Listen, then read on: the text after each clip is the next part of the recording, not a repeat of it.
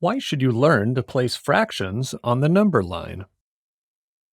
It can be challenging to know exactly how large a fraction is.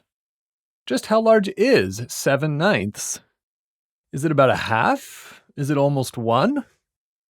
If you were to place it on a number line, it would be a lot easier to figure out its value. One of the most vital tools for understanding the size of a fraction is the number line. Which fraction is larger, 4/9 or 3/8? It can be challenging to know without seeing them plotted on a number line.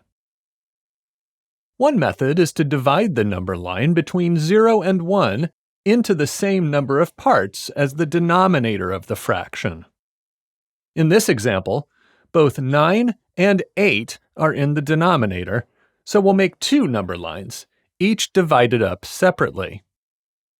We'll divide the first number line into 9 equal parts, and the other into 8.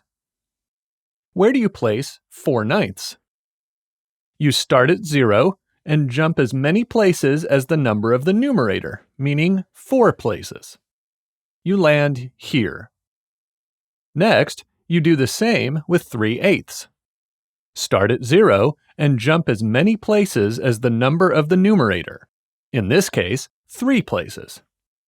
So you can now see that 4/9 is slightly larger than 3/8. You can use the number line to better understand fractions.